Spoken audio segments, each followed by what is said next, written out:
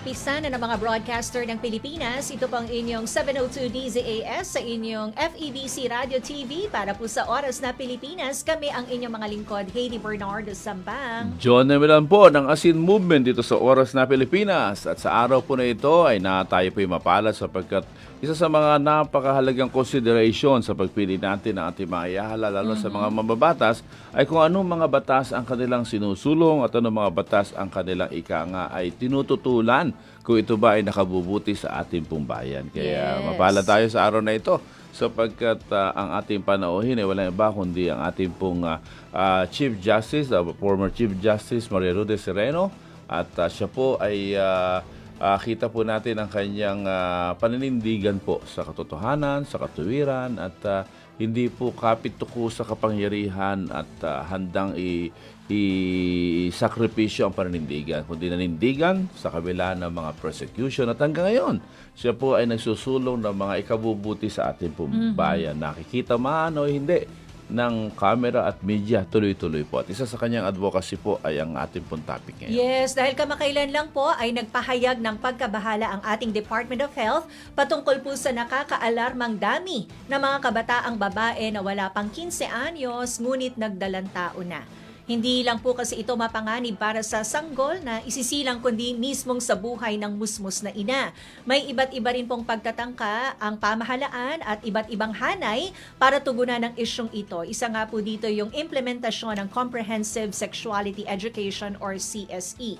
Sinasabing ito po ay isa sa mga sagot sa tumataas na kaso ng teenage pregnancy, lalo na po sa ating basic education learners. Uunawain natin ngayon itong Comprehensive Sexuality Education Bill, lalo na't isa po ito sa malaking issue na dapat na natatalakay ng atin pong mga kandidato para sa paparating na halalan. So yun nga po, live dito sa ating DZAS studio. Kasama po natin ngayon si dating Chief Justice Maria Lourdes Sereno. Magandang araw po, CJ Maylu.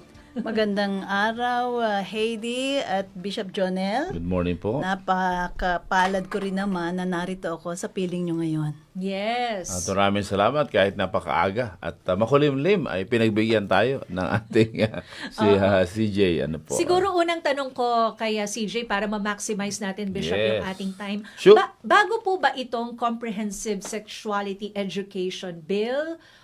At saka ano po yung dangers na posible pong kaakibat po nito once implemented? Hindi ito bago sa international world, Heidi. May mga bureaucrats sa UN, especially sa UNESCO, UNFPA, na nagsabi para pigilan ang pagdami ng mga nabubuntis ng maaga na nakikita nilang danger sa development, pati mismong sa kinabukasan ng ina, no? Inisip na nila na paagahin ang kaalaman ng babae at lalaki sa sexualidad. At yun ang ating tinututulan kasi hindi naman ito ang solusyon sa teenage pregnancy. Ang layo ng international standard, ayon sa UNESCO Technical Guidelines, ay ipamulat ang sexualidad ng mga kabataan as early and as comprehensively as possible. Taliwas ito sa paniwala ng mga magulang sa Pilipinas na dapat sila ang gumagabay. Ang tingin ng programang ito, ang Estado, ang magbibigay ng sex education sa eskwelahan, sa mga health centers. Kumbaga, ginawa na nilang human right. Itong sexual rights na ang mga bata daw ay may human rights na malaman ang kanilang sexual needs. Yes. At may mga kataga pa nga na pati sexual pleasure ay kasama na dito. Syempre sa mga Pilipino, hindi ganito ang paghawak ng sexualidad. At bukod pa sa mga Pilipino, CJ, ito ay labag din sa Biblia. Sa Song of Solomon, ang sabi po ay, do not awaken love until it is time. Meaning, hindi mo i-awaken yung sexualidad until meron na siyang maturity to be able to handle itong bagay na ito. Kaya kami nagpapasalamat at ngayon mabibigyan natin ng linaw ito at upang maging malaya ang mga mamamayan tungkol sa usapin na ito. Tama ka, Bishop, kasi right now it's being implemented already. Since 2022, rinroll out nila noong September itong curriculum na naglalaman ng Comprehensive Sexuality Education kasi ginawa itong memo order noong 2018. Halimbawa, no, sa comprehensive sexuality education, para malaman ng mga Pilipino na napakalaki ng danger. Sa grade 1, sa health education, nakalakip dito na dapat pag-usapan ang mga parte ng katawan. Isipin mo, no, sa isang classroom na 60, gagamitin daw ang sense organs para i-describe sa isa't isa, sa klase, sa teacher, wala ang magulang, ang kanilang reproductive parts. Pag sinasabing using sense organs, naaalala ko yung International Technical Guidelines ng UNESCO at ng WHO, no, sa Europa, na pinag-uusapan na kagad ang early childhood masturbation. I'm sorry, no? Nakakagulat ito sa umagang ito, pero kailangan malaman ng mga Pilipino na ganito ang banta ng sistema na pinapalaganap sa UN ngayon tungkol sa sexualidad ng kabataan. Yan, ako talagang pagka ganito ang pinapalagaan, ano nakikita ninyong impact nito sa ating mga kabataan?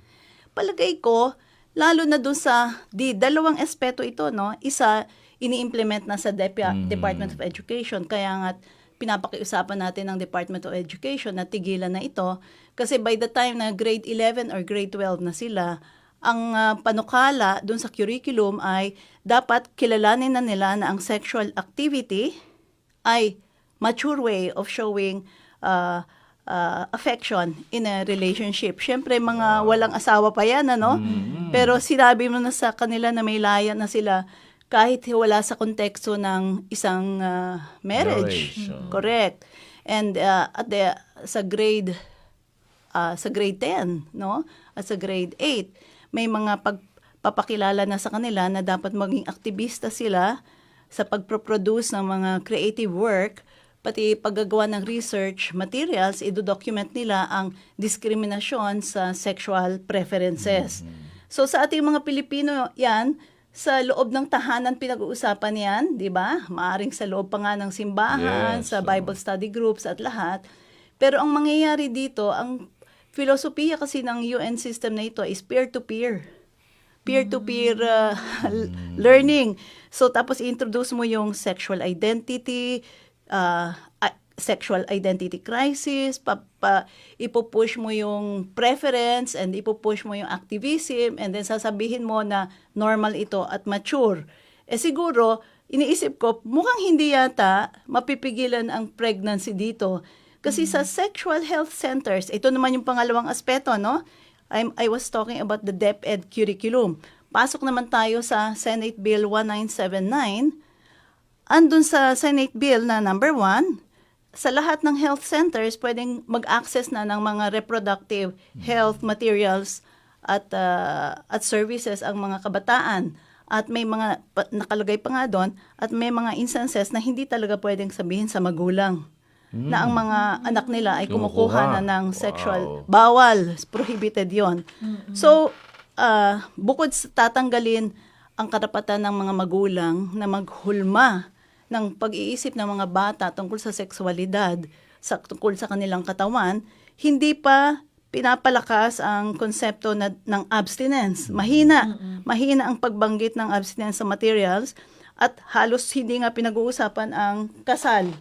So yung transcendent nature ng tao na hindi naman tayo nabubuhay para sa katawan, kundi ang katawan ay bahagi natin pero mas may malalim at mas mataas pa tayong antas ng pamumuhay at pagkamulat, hindi yun ang konteksto. Ang konteksto, para bang, anyway, papasok na naman sa sex ng maaga ang mga kabataan. Hayaan na silang mag-explore, bigyan lang sila ng access sa mga materyales na magpipigil ng pagbubuntis. Sino po yung author, CJ, nung Senate Bill 1979? Nako, isa pa naman sa pinakapaborito ko talagang author, si Senator Risa, at may mga kasama pa siya. Kaya nga kailangan natin kausapin si Senator Risa. Baka hindi lang niya nabasa fully yung mga technical guidelines. I want to give her the benefit of the doubt. Pero talagang napakasama nitong materialis na ito. Kasi biruin mo, magugulantang ka na lang na pinag-uusapan ng masturbation, ang different kinds of sex positions sa mga materyales na para sa education ng mga kabataan. At yung mga magulang nga, doon sa bill, When it comes to access, talagang tatanggalin. Pero yung materials, yung mga tungkol dito sa mga sexually explicit words na ito, no, hindi mo makikita sa bill. Pero sinasabi dun sa bill, sa Section 6, ire-require lahat ng eskwelahan, mandatory, without exception, na implement ang Comprehensive Sexuality Education, CSE, sa lahat ng eskwelahan, pribado, publiko, religyoso man. So sa Christian schools kasama, at kung hindi nila i-implement fully, mandatory, no, at standardized.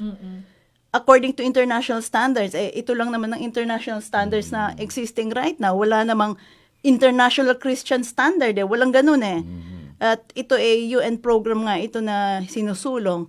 Ang mangyayari tatanggalan ng lisensya ang mga eskwelahan na hindi mag-i-implement nito. CJ, sasabihin nila, ang conservative nyo naman, hindi ba't mas okay na yun sa school nila matutunan? Kasi nga, tabu, minsan yan na pinapag-usapan sa loob ng bahay.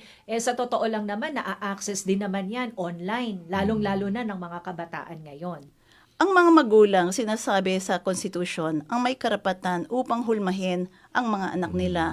Sinasabi rin sa konstitusyon, sa Article 15, na hindi kinukonsulta ang mga magulang at ang mga family association sa lahat ng panukalang batas, sa lahat ng programa na isinusulong na makakaapekto ng pamilyang Pilipino. Sinasabi pa sa konstitusyon na uunahin ng Estado ang spiritual, moral, intellectual, physical, social development ng youth. So, tatanungin mo paano igting nito ang spiritual development ng youth. Ba't hindi tinuturo ang abstinence, ang meaning ng marriage, na dapat ay pinupospon ang mga bagay na ito kasi ang katawan natin ay para sa isang napakagandang layunin. Sinasabi din sa Youth in Nation Building Act na dapat ang mga programa ng mga kabataan ay para i-instill ang faith sa Creator. Sinasabi rin sa GMRC Act, sa Implementing Rules and Regulations, na dapat ay ipakilala ang respeto at fear at recognition na mayroong Creator na tumutulong at gumagabay sa pang-araw-araw na buhay ng mga kabataan. So, ang ating konstitusyon, ang ating mga batas, dalawa na yan na nabanggit ko, ang layon talaga niyan ay palakasin ang spiritualidad at moralidad ng mga kabataan. Hindi ibig sabihin accessible sa kanila ang mga pornographic materials ay gagawin mo pang normal. Ang pag-uusap na ito sa public school, private school, 60 students, hindi magkakakilala, strangers, nandun ang teacher, wala naman ng parents, pag-uusapan nyo ang mga bagay na pribado at dapat hinuhubog sa isang paraan na nakakalinang ng isang pamilya na talagang nagsisilbi sa bayan. Kasi masama ang assumption nito Lahat naman magkakaroon ng maagang sexual experience. In fact, dun sa UN technical guidance, between 9 to 12 years old, bibigyan ni sila ng karunungan or kaalaman upang magkaroon ng desisyon. 9 to 12 whether they will be sexually active or not. Biruin mo, hindi pa nga yan puberty. Pero sisimulan mo na ang kaalaman nila na meron silang human right to decide whether they will... Baka marunong magsaing, CJ? Hindi nga pwedeng magkalisensya, di ba? Pero yung mga decision, gaya kung anong gagawin nila sa katawan nila, kung anong papasukan nila. Kasi ang assumption, hindi nakakakontrol ang mga bata at papasok sa ganon. Di tinatanong mo na, ang assumption ba mga magulang, ganyan talaga ang permissiveness na? Parang hindi yata nag-usap ang mga taong nagsusulong ng CSE at ng sa whether it's in the DepEd or it's in a Senate bill now that is pending, hindi nag-uusap, hindi kinausap ang mga Pilipino. Kasi marami ako alam ng mga programa na successful sa teen pregnancy prevention programs nila. Marami na. Ika-counsel mo ng tama, bibigyan mo ng ambisyon sa buhay, sasabihin mo na ito ang maaring mangyari sa future mo. Kaya lahat ng mga gusto mong mga pagkakamali, iwasan mo kasi... Delayed gratification. Saying no, di ba? Yeah. Marriage. Ang ganda-ganda ng family, ang ganda-ganda ng buong nanay, tatay, tapos kaya mag-provide sa mga bata. Yun ang mga pag-uusapan, the concept of a family, the concept of a home. Hindi yung condom ba ang gagamitin ko? IUD ba? Pills ba? Pills ba? At pag-uusapan pa even abortion kasama doon sa curriculum. Grabe. Physiologically, yung kanilang frontal lobes hindi pa fully developed para sa kanilang mga wise decision. Tapos bibigyan mo ng ganito mga information. Kaya hindi doon papasok yung kailangan talaga yung gabay ng magulang. Mga programang dapat ay magpalakas sa mga magulang para magabayan yung kanilang mga anak towards these values na binabanggit. Ang nagiging focus ay itong diretso sa mga ganitong murang edad. Oo. Kaya nga sasabihin nila, no, yung mga sinasabi kong very very pornographic words, no, wala pa sa DepEd curriculum. Pero babasahin mo halimbawa yung the fact na yung setting ng mga grade 1 students, you can already imagine the shock of parents.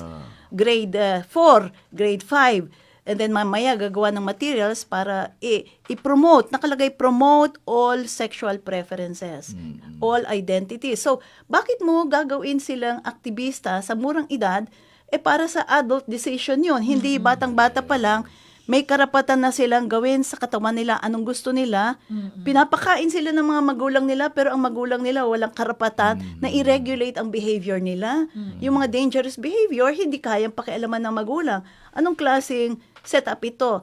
In other words, yung tuloy nagsususpecha na ang Estado under a system, a worldwide system na gustong paghiwalayin ang damdamin ng magulang at ng kabataan, baka ito na nga, no? Maaring mapag-iisipan mo yun parang nawawasak yung relasyon at tiwala ng magulang at ng mga kabataan. Lalong magdidistansya. Oo, at mawawalan ng nga ay moral responsibility ang mga magulang dahil ganito, ini-empower, quote-unquote. Tapos ibang usapin pa po yung kakayahan ni teacher kung paano ituturo po yung nasa curriculum, CJ? Nakakatakot pa nga yan kasi sa mga Kristiyanong teachers, iipitin mo pa sila kasi mamimili sila sa freedom of conscience and the right to security of tenure.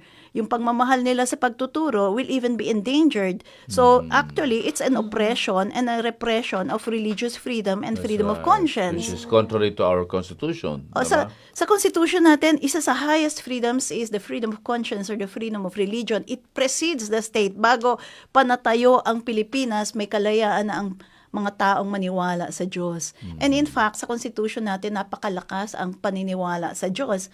Kaya biruin mo, very specific provisions sa Constitution, minamandate ang state at educational institutions na i-promote ang spiritual development of the youth. To the point na dun sa Article 14, Section 3, sinasabi nga, kung hinihingi ng magulang na magka-religious instruction, basta't may kasulatan ang magulang, dapat i-provide ang religious instruction during regular class hours in public schools. Ibig sabihin, hindi ito optional, hindi ito extracurricular, kundi karapatan ng magulang na makitang nahuhubog ang mga anak nila sa public schools according to their religious convictions. As long as yung tinuturo is according to the parents' religious beliefs. So, ang liwanag na sa Constitution napakataas ng antas ng pagrespeto sa karapatan ng magulang, lalo na sa larangan ng pag-form ng religious convictions. Ngayon, itong DepEd curriculum ngayon na ini-implement it was implemented during Vice President Sara's time, this is really an outright confiscation or destruction of parental rights. And it is also, itong kaakibat niya na Senate Bill 1979, mas malala pa kasi talagang tatanggalan ng karapatan ang mga eskwelahan. So CJ, lumalabas na bago pa ini-implement na ng dating Secretary of Education Sara Duterte, wala pa yung batas na ito. Nasa process pa lang. Wala pa. In-implement na. Wala pa. In fact, it is contrary to the Constitution and the two existing statutes. The two existing statutes na dapat pinakinggan niya ay yung Youth in Nation Building Act na sinasabing kailangan may faith in the Creator, God, biro mo nasa batas yan, no?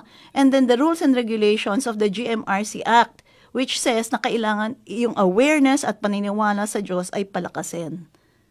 So, paano mo masasabing pinapalakas mo ang paniwala sa Diyos kung outrightly sinasabi mo nasa murang edad may kalayaan ng gawin sa katawan ang gusto niya kahit labag sa kung anong alam nating sinasabi ng Diyos o hindi. Basta't wag lang mabuntis at medyo nakakatawa pa nga dun sa UN material, sinasabi ang abstinence daw hindi effective.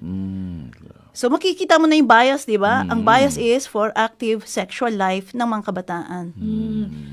Ano pong magagawa natin, CJ, ng mga magulang, ng mga mananampalataya, gayong ini-implement na po pala ito. Pero hindi pa pala naisa sa batas yung Senate Bill 1970. Yung ini-implement sa DepEd, kailangan pumunta ng mga magulang, kausapin ng ang mga teachers at ang mga principals at tutulan, sabihin nilang ayaw nila ito. Gamitin nila ang karapatan nila sa Article 15, Section 3, Paragraph 4. Pasensya na kung magkamali ako ng konti ng numero. Magkakadikit na yan, makikita nyo yan, na sinasabing hindi pwedeng hindi kinukonsulta ang mga magulang at family associations sa lahat ng polisiya at programang nakakaapekto ng pamilya. Insist nila yan. Insist rin nila yung nasa Article 14, sana tama ako, Section 3, na sinasabing pwede silang mag-require ng religious instruction at kasama ng religious instruction to ay ang abstinence at pagsabi na ang sex is only for marriage. Huwag ituro na sex is a mature activity in a loving relationship. Without mention of marriage. Walang mention ng marriage. So actually downgraded ang abstinence at marriage sa programang ito. Ang marriage hindi nga pinag-uusapan sa curriculum. At least wala akong nakita, ha? So sa level ng ating kasalukuyang Secretary Angara, from Secretary Sara Duterte na nag-implement kahit wala sa batas, sa level ng kasalukuyang Secretary Angara, pwede niya ihinto ito? Pwede niyang ihinto at marami na kaming sulat na binigay sa kanya para ihinto niya kagad yan at kakausapin nga namin siya sa mga susunod na araw. Sa Senate Bill 1979 naman, ipadala niyo sa lahat ng mga senador ang inyong pagtutol sa pagpasa ng Senate Bill 1979. Unang-una, threat ito sa lahat ng magulang. Biruin nyo, sa bill na ito, yung mga anak nyo pwede nang kumuha ng mga pills, condom, IUD, at kung ano-anong serbisyo pa sa health center. Walang edad? Parang, if I'm not mistaken, mga 10 years old, nakaspecify na doon Pwede na pumunta sa health center. And some instances, nakalagay, without parental consent. Yung mga age na yon yata kailangan, pero pag may sexual activity na, kailangan kailangan gawin ng confidential, hindi sabihin sa magulang na active sexually ang anak nyo. In fact, meron pa nga, pati dun sa may mental health, meron daw silang sexual rights. So, hindi sila pagbabawalang maka-access nitong mga materials na magpre-prevent ng pregnancy. So parang the prevention of pregnancy is the highest social order, hindi yung identity at integrity ng human body, hindi yung pag-preserve ng family, which is one of the highest goals in the Constitution. Paano mo sinabi nga ng aking kaibigan na si Pastor Benji Cruz, no? Yung Living Waters. Ang sabi niya, exposing children to pornographic materials or even actually talking about sex in a way na hindi guarded, no, is actually a legalized form of sexual abuse. Yeah. Kasi nagigising daw yung dark side, gaya ng sinabi mo Song sa of Song of Solomon. Solomon, may nagigising na sa spirit ng bata na hindi pa dapat magising. Yes. At mga kaibigan, hindi ho tayo laban sa yung paghinto sa early pregnancy. Ang sinasabi natin, ito ay hindi ang tamang paraan para mahinto ang early pregnancy. Ang dapat ay mabuhay yung ating pong values, mabuhay yung karapatan ng magulang, ma-empower ang magulang, at hindi po yung sa ganito. Sa lower house po, sa ano ang development ng ganitong batas? Sa lower house kasi, ang hula ko, dahil ang ganda ng title, An Act to Prevent Adolescent Pregnancy and to Protect Adolescent Parents. O di syempre, gusto mo yan, no? Kasi ayaw mo masyadong maaga mabuntis eh. Pero ang hula ko, may mga section silang dapat kinilatis ng gusto. Gaya nung yung pagpigil sa karapatan ng magulang, paggawa ng yung lahat ng health centers magbibigay ng free access to young people. And then ang hula ko, hindi nila tiningnan yung section 6 na nagsasabing ang comprehensive sexuality education will be mandatory and uniform according to international standards. Kung tinuntun nila yung according to international standards na yun, ang dali-daling matatambangan nila kagad itong UNESCO International Technical Guidelines which are being promoted by the UN.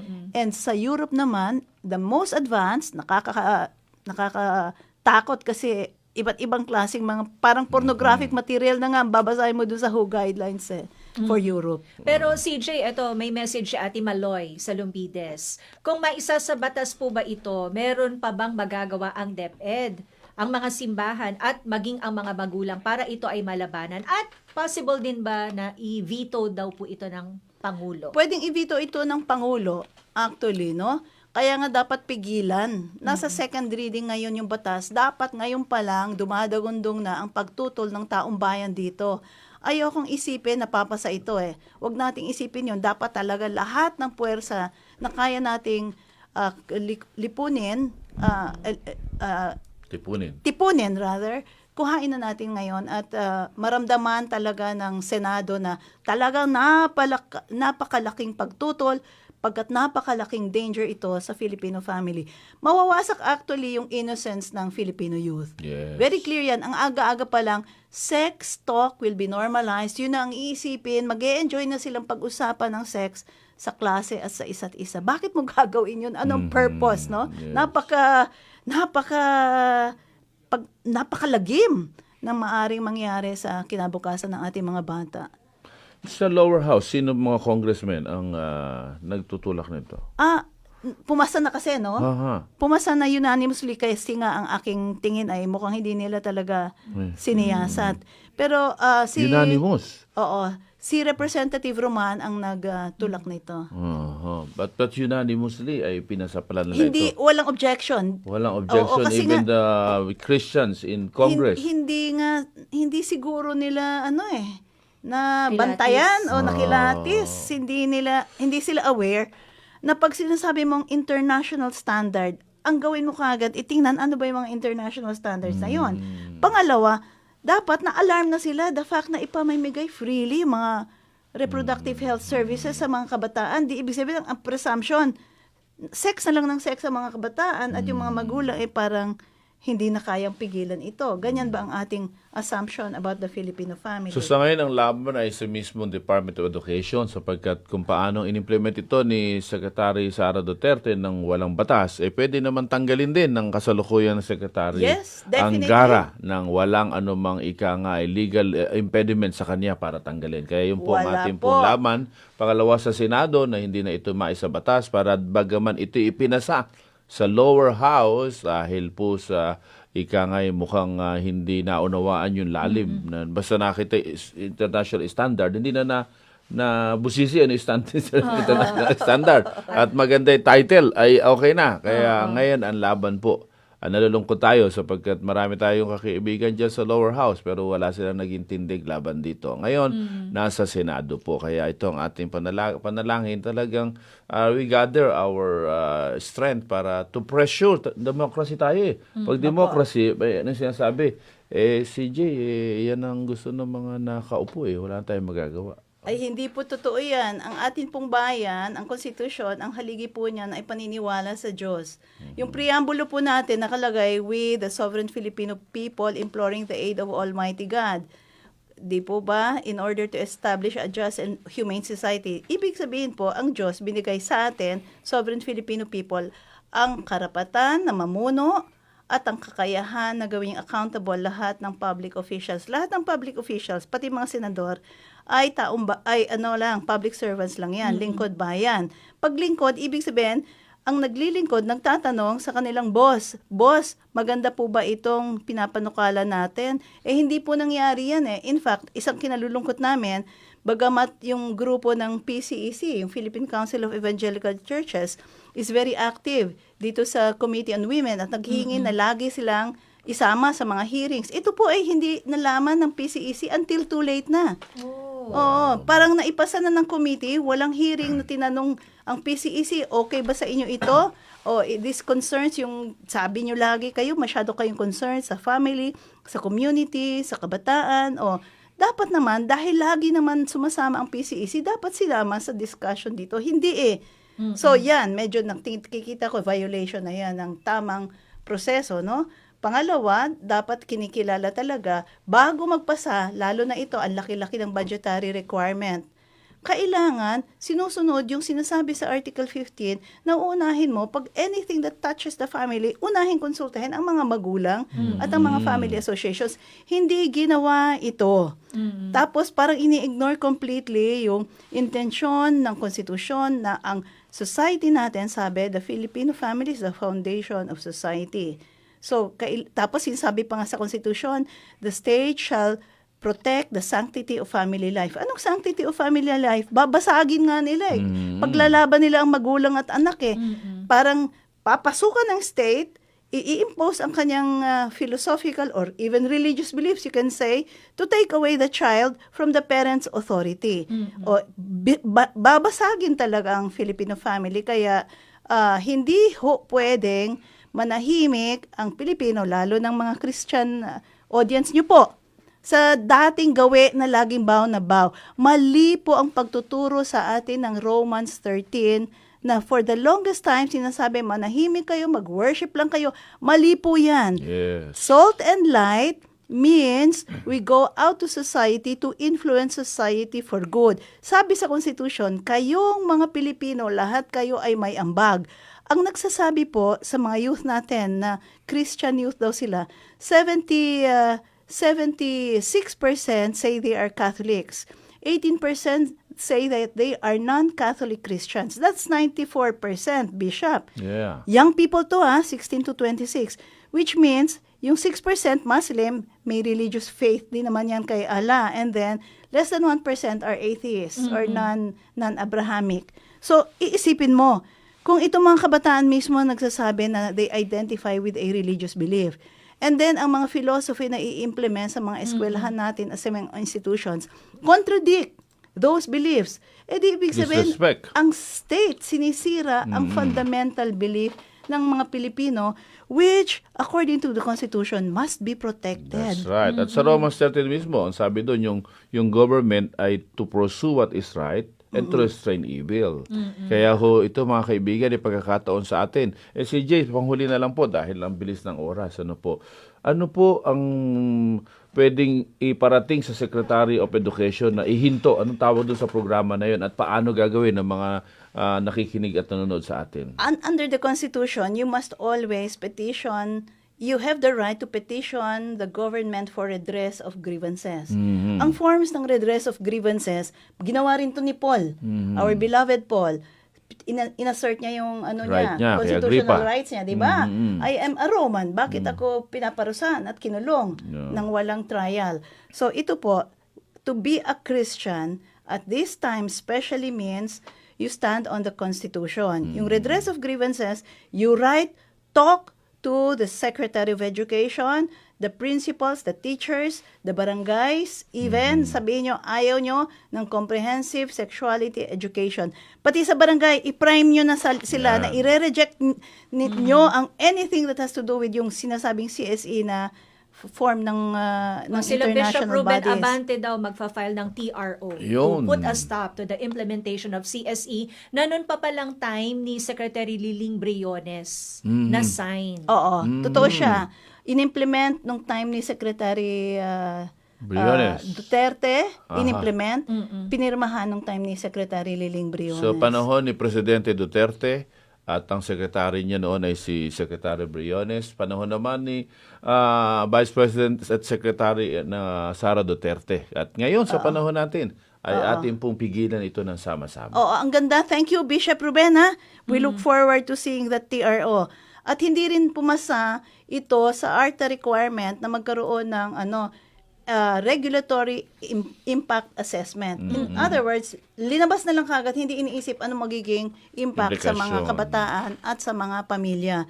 So, ang daming alternatives, umaangal na marami sa Pwede ba mga mag-signature campaign? signature CJ? campaign, go! Mas marami. Sa Nueva Ecija, kumakalap na sila ng libu-libong pirma. And sabihin, ito, nagagawin itong electoral issue. Yan. Suportahan nyo itong CSE na makamundo at very Western ang ideology, hindi maka-Pilipino, taliwa sa Pilipino. So, gawin itong electoral issue, hindi natin susuportahan ang mga Kandidato. magpapatuloy pa Oo. nito. Kaya yung mga tao na dati, halimbawa, yung sa lower house, lahat sila, nag-okay, no? Anuhan na nila ngayon? Sabihan na nila, Withdraw. we Withdrawal. withdraw at ayaw na namin ito at lalabanan Yes. namin ito. Ayan, nako. So lahat dapat ng mga makakausap natin na gustong tumakbo para sa high public office, sabihan na natin na electoral issue sa atin ito. It will decide how we will vote, how we will campaign. Kung nasaan kayo, are you pro-Filipino family or anti-Filipino family? Okay. Pro-Filipino youth or anti-Filipino youth? Wow, napaka lalim ng ating usapan sapagkat malalim din po ang impact nito sa ating pong lipunan. Kaya po, makibahagi po sa ating pong panawagan na po, labanan ang comprehensive sexual Sexuality education. education. At Okay. tawagan ng mga congressman, i-withdraw ang naging suporta ninyo dito at mga senador na huwag suportahan ang kasalukuyang batas na ginagawa. Magkakaroon pa tayo ng mga susunod pang talakayan Yeah. patungkol dito at nang sa ganun mas maging malay ang ating mga kababayan at maging malinaw din ang ating posisyon tungo po sa paglaban dito sa CSE. We have to go na po. Yes, Sorry nako. po.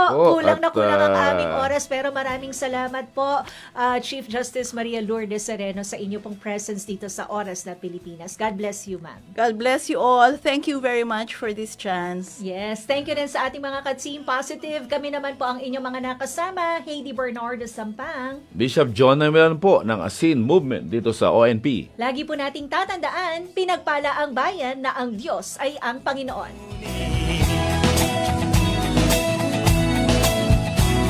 Tumatawid ako sa tamang tawiran, sumasakay ako sa tamang sakayan, pumipila at di nakikipag-unahan, at di ako masiga-siga sa lansangan, nagbababa't